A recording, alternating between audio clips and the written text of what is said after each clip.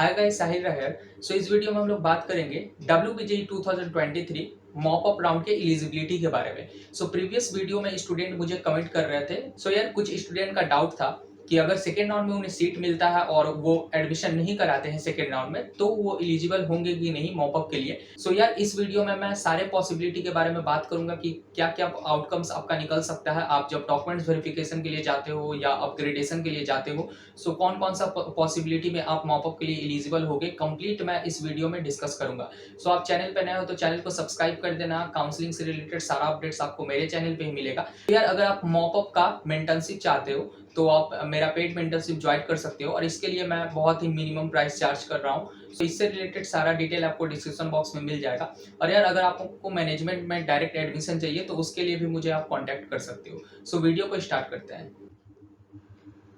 हम लोग mop up round की एलिजिबिलिटी को देखेंगे।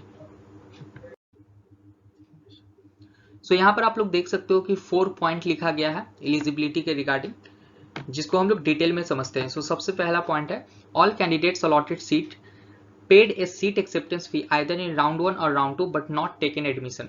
यार इसमें ये बताया गया है कि आपने सीट एक्सेप्टेंस फी दिया है राउंड 1 में या तो राउंड 2 में, लेकिन एडमिशन आप नहीं लेते हो। उस केस में आप एलिजिबल हो जाओगे। लेकिन यहाँ पर एक चीज आपको ध्यान में रखना है कि आपको फिजिकल वेरिफिकेशन के लिए जाना ही पड़ेगा। फर्स्ट नंबर पॉइंट के अंदर में बहुत सारा और भी डिटेल है जो कि हम लोग आगे वीडियो में देखेंगे। सेकेंड पॉइंट है नॉट अलॉटेड इन राउंड 1 और राउंड 2। ये सिंपल सा, अगर राउंड 1 और राउंड 2 में आपको कोई भी सीट नहीं मिला है तो आप मॉपअप के लिए एलिजिबल होगे। 3 नंबर पॉइंट है candidate not register earlier. Starting में आपने अगर रजिस्टर नहीं किया है तो डायरेक्टली मॉपअप में आप रजिस्टर कर सकते हो। 4 नंबर पॉइंट बहुत ही इंपॉर्टेंट है all registered candidates except those who have exit or withdraw from e-counseling system due to various reason during previous rounds। अगर आप किसी कारण से, जो कि हम लोग कारण देखेंगे आगे वीडियो में, एग्जिट हो जाते हो काउंसलिंग से, तो आप पार्टिसिपेट नहीं कर पाओगे मॉपअप राउंड में।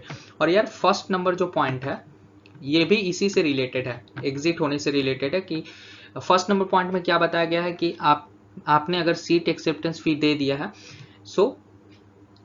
उस केस में आप एडमिशन ले सकते हो। लेकिन सीट एक्सेप्टेंस फी बस देना काफ़ी नहीं होगा, उसके अंदर भी बहुत सारा कंडीशन है कि किसी ने अगर सीट एक्सेप्टेंस फी दिया तो आपको फिजिकल वेरिफिकेशन के लिए भी जाना पड़ेगा।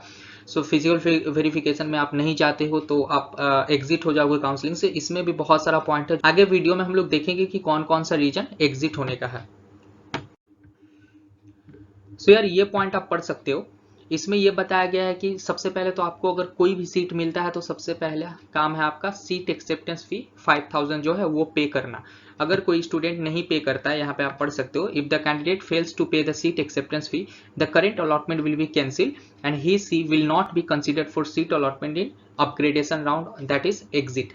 आप एग्जिट हो जाओगे, यानी कि काउंसलिंग से बाहर हो जाओगे, आप मॉपअप के लिए एलिजिबल नहीं होगे। आपका सबसे पहला काम है सीट एक्सेप्टेंस फी देना है। और यहाँ पर भी डाउट होता है स्टूडेंट को कि अगर फर्स्ट राउंड में जैसे कि आपको सीट मिला, सेकेंड में फिर से सीट मिलेगा तो क्या फिर से देना होगा सीट एक्सेप्टेंस फी?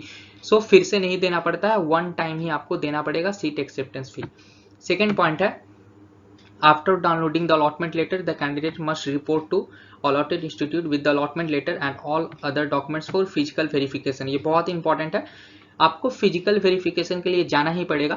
फर्स्ट नंबर पॉइंट जो मैं प्रीवियस डिस्कस कर रहा था कि वहां पे लिखा हुआ था कि राउंड 1 और राउंड 2 में आपने अगर सीट एक्सेप्टेंस फी दिया है तो आप पार्टिसिपेट कर सकते हो मॉपअप में। लेकिन सीट एक्सेप्टेंस फी देना ही काफ़ी नहीं होगा, आपको फिजिकल वेरिफिकेशन के लिए वहां पर जाना पड़ेगा। और अगर आप नहीं चाहते हो फिजिकल वेरिफिकेशन के लिए तो आप फर्दर किसी भी राउंड में पार्टिसिपेट नहीं कर सकते हो।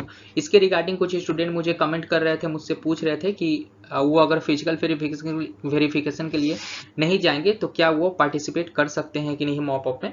आप पार्टिसिपेट नहीं कर सकते हो मॉपअप में अगर आपने फिजिकल वेरिफिकेशन आप नहीं किए हो तो। सेकेंड नंबर पॉइंट यहाँ पर हम लोग देखते हैं, इसमें यह बताया गया है कि आपको अगर सपोज फर्स्ट चॉइस मिलता है, आपने फर्स्ट राउंड में चॉइस फिलिंग दिया और सबसे पहला चॉइस ही आपको मिल जाता है, यार इस केस में आप अपग्रेड तो कर नहीं पाओगे क्योंकि फर्स्ट चॉइस ही आपको मिल गया है। इस केस में आपको कंपलसरी है कि एडमिशन ही लेना पड़ेगा। और अगर आप एडमिशन नहीं लेते हो आप एग्जिट हो जाओगे काउंसलिंग से, यानी कि मॉपअप में भी आप पार्टिसिपेट नहीं कर सकते हो। थर्ड नंबर पॉइंट है, ये उसके लिए बताया गया है जिसको फर्स्ट चॉइस को के बाद किसी को अगर कोई चॉइस मिली है, यानी कि सेकंड और लेटर चॉइसेस अगर आपको मिली है, सो इस केस में आपके पास दो ऑप्शन होता है फर्स्ट राउंड के बाद, यस अपग्रेडेशन, नो अपग्रेडेशन। इस केस में अगर आप नो अपग्रेडेशन करते हो और एडमिशन नहीं लेते हो तो आप एग्जिट हो जाओगे काउंसलिंग से। नो अपग्रेडेशन चूज करने का मतलब ही होता है फ्रीज करना, यानी कि आप काउंसलिंग में अब फर्दर पार्टिसिपेट नहीं करना चाहते हो, आप एडमिशन लेना चाहते हो। सो नो अपग्रेडेशन आप सिलेक्ट करके अगर एडमिशन नहीं लेते हो तो उस केस में आप काउंसलिंग से एग्जिट हो जाओगे। सो यार यहाँ पर एलिजिबल कौन होगा मॉपअप के लिए वो मैं बता देता हूँ। अगर आप यस अपग्रेड करते हो और राउंड 2 में आपको कोई सीट मिलता है, सो उस केस में आप सीट को छोड़ सकते हो राउंड 2 में, फिर जाके आप मॉपअप में एलिजिबल हो सकते हो, जो कि आगे का पॉइंट में हम लोग देखेंगे। सो इसके पहले मैं जितना भी डिस्कशन कर रहा था वो राउंड 1 के लिए था। अब राउंड 2 में क्या केस हो सकता है, सो इसमें भी वही है कि अगर आपको फर्स्ट चॉइस मिल जाता है राउंड 2 में, सपोज आपने राउंड 1 में कोई सीट मिला था उसे अपग्रेड किया, तो राउंड 2 में फर्स्ट चॉइस आपको मिल गया, सो उस केस में आपके पास कोई ऑप्शन नहीं बचता है, आपको एडमिशन लेना ही पड़ेगा। और अगर आप एडमिशन नहीं लेते हो तो आप मॉपअप में भी नहीं बैठ सकते, यानी कि आप एग्जिट हो जाओगे काउंसलिंग से। सो राउंड 2 में आपको क्या करना है, अगर आपको मॉपअप में जाना है तो मैं यही सजेस्ट करूंगा कि राउंड 2 में जो आपको सीट मिला है उसे आपको छोड़ना पड़ेगा, यानी कि एडमिशन उसमें नहीं लेना होगा। वहां पर आपको ऑप्शन मिलता है, राउंड 2 में मिले हुए सीट में आपके पास ऑप्शन है, आप चाहो तो एडमिशन ले भी सकते हो, नहीं भी ले सकते हो, लेकिन तभी जबकि आपका फर्स्ट चॉइस नहीं होना चाहिए। अगर फर्स्ट चॉइस ही आपको मिल गया तब तो एडमिशन लेना ही पड़ेगा। सो राउंड 2 में आपको अगर मॉपअप में जाना चाहते हो तो राउंड 2 में मिले हुए सीट को आपको छोड़ना पड़ेगा, उसके बाद आप मॉपअप में जा सकते हो। सो यार मैं उम्मीद करता हूँ कि आपका डाउट क्लियर हो गया होगा। इसके बाद भी कोई डाउट रहता है तो मुझे कमेंट कर लेना, मैं रिप्लाई कर दूंगा।